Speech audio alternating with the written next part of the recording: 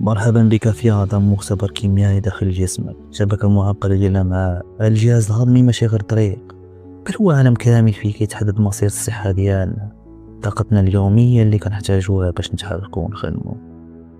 احنا خارجين من المعدة ودخلنا الأمعاء الدقيقة اللي هي الأطول.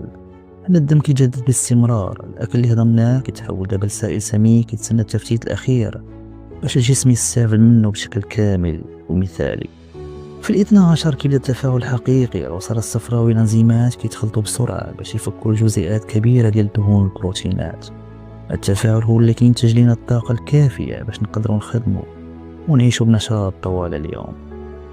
دابا حنا في الصائم اللي كيتعتبر قلب الأمعاء الدقيقة. هاد المرحلة السريعة مهمة بزاف، حيت هنا كيبدا الامتصاص الفعلي للأغذية البسيطة. الجدار ديال المصران كيتجهز باش يبدا يستقبل كل ما هو مفيد لينا. شوف معايا هاد الشعيرات الدقيقة اللي كتسمى الخملات وهي كتعمل، هي العمال المجهولين اللي كينقلوا الأغذية بسرعة فائقة. والخملة كتصطاد الفيتامينات والسكر والبروتينات وكتدخلهم للداخل بواحد الدقة ميكروسكوبية عجيبة. الجزيئات الصغيرة ديال الغذاء كتخترق الجدار الرقيق ديال الخملات وكتمشي مباشرة للدم. الدم كيتكلف باش يوصلها للكبد اللي هو محطة التوزيع النهائي ديال الطاقة لكافة أنحاء الجسم ديالنا بلا ما يضيع أي حاجة. الحركة المتموجة العجيبة كتسمى الحركة الدودية، هي اللي كتخلي الأكل يزيد في الطريق ديالو بلا ما يرجع للور أبدا. التقلصات العضلية اللا إرادية كتتم بواحد النظام إيقاعي منظم. سبحان الخالق اللي دار فيها هذه القوة الدافعة. وصلنا للفائفي، الجزء الأخير من الأمعاء الدقيقة، ما كيتسرب آخر ما تبقى من الماء والفيتامينات قبل ما يخرجوا. كلشي كيتجمع باش يدوز عبر صمام أمان لواحد العالم آخر اللي هو الأمعاء الغليظة والقولون. البوابة تحلات ودخلنا الأمعاء الغليظة والقولون. هاد المصران كبر حجما، ولكن المهمة ديالو مختلفة تماما.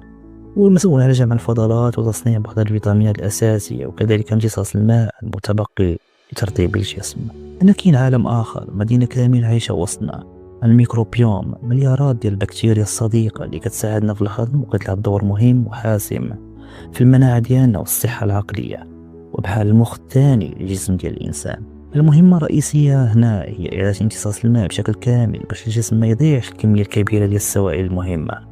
هاد العملية البطيئة كتأدي لتغيير طبيعة الفضلات اللي كتولي صلبة ومستعدة للخروج النهائي من الجسم بشكل طبيعي. هذه كانت رحلة عظيمة داخل نظام الهضم المعقد والذكي ديالنا اللي كيخدم ليل ونهار. التوازن ديال هاد الأمعاء هو سر صحتك وسر طاقتك اليومية والحيوية. اعتني بيهم يعتنوا بيك، هادشي أهم من أي حاجة أخرى للحفاظ على الصحة.